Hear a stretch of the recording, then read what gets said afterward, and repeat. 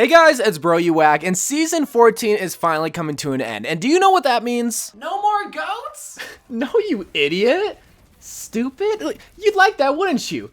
Dummy, bro? No, that means it's the end of the season. That's basically all. That means a new opportunity for a gold gun and a new opportunity to begin Season 15, crying because you're forced to play goats. Today, what I wanted to talk about was reviewing Season 14, and I begin this video kind of the same way I began the Season 13 review video, and that is talking about goats, because even though goats has been nerfed and nerfed and nerfed, it is still prevailing. It's like a freaking cockroach that you can't get rid of out of your house, but he's just kind of chilling and not really harming you. He's like, you know what? You can stay, bud, but you still want him out of the house. So let's review that cockroach of a meta. So throughout Season 14, there were 7 heroes that if you picked these heroes, you probably got laid because so many people loved when you picked these heroes. And this is either going to be a Reinhardt/Winston. Those are the flexible tanks that you can play, but the permanent tanks that you could play was either a Zarya, D.Va, Brigitte, Lucio, and Zenyatta. Why? Because that's what makes up goats, because that's what makes up this chaotic meta that most people don't want to run, which means that if you don't run this meta, you're probably going to be running something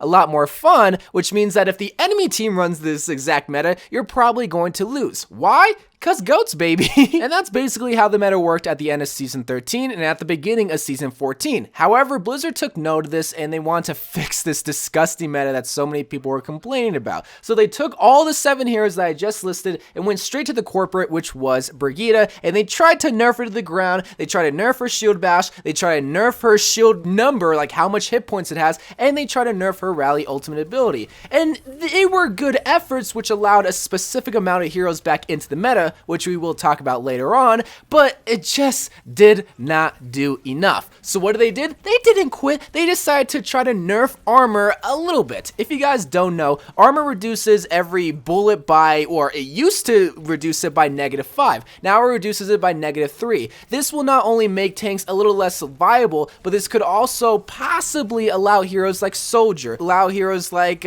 Tracer, whatnot, really low but consistent damage dealing heroes back into the meta, because, well, their bullets aren't being reduced by the armor since, well, it's reduced by -3.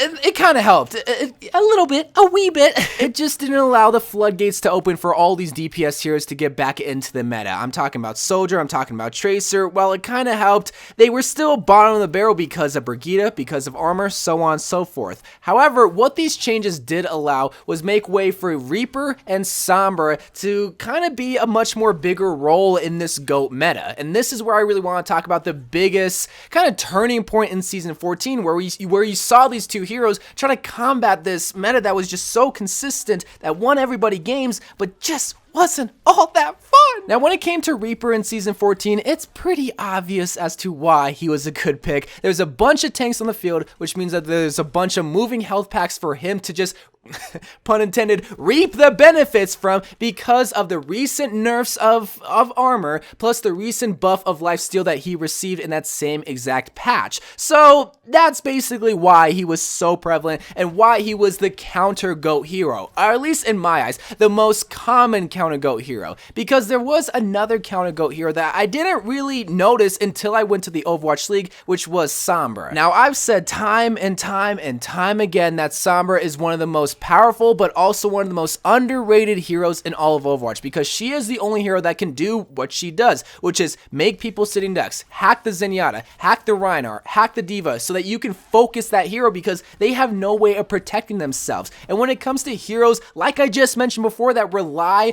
on ultimates, that rely on abilities for protection, if you can remove either just one of them or all of them with EMP, that will allow you to stop their snowball, because that's the thing about goats, is that you just build ultimates, build, you do not die, and then if the enemy team wants to use a Hanzo ult, or a Genji ult, or a Tracer bomb, well, you have a Lucio ult, you have Brigitte armor, you have all of these ults, and it just kind of snowballs. Well, if you can remove that with the hack, well, there's no reason why you can't win the fight. And like I said, I didn't notice this until I saw a bunch of pros in the Overwatch League using this as the most common counter GOAT tactic. But there's a reason as to why the pros use Sombra, not Reaper, and it's because Sombra brings a lot more value than Reaper, and also just running GOATs themselves because they know how to tactically use her, and they also can communicate the EMP, the hacks with their team, which most people under GM and top 500 don't do whenever they play Sombra. And that's the reason as to why she's a great GOAT counter, but why most people can't utilize Sombra is because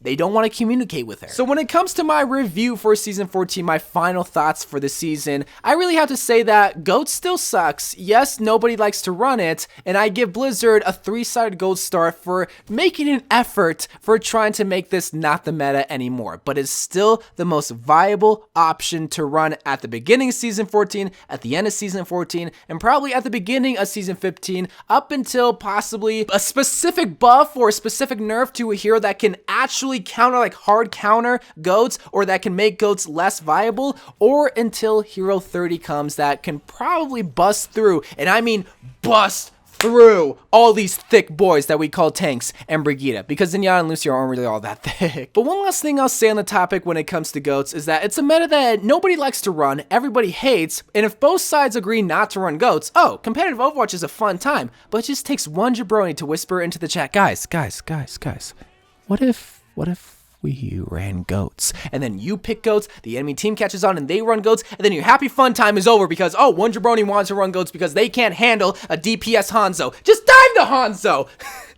But anyway, guys, that is my review of Season 14. It sucked because it's so stale. It sucks because there's 7 viable heroes. But it was also good for Summer Reaper mains because now they have a pivotal role that we call the GOATs season that was Season 14 and even Season 13.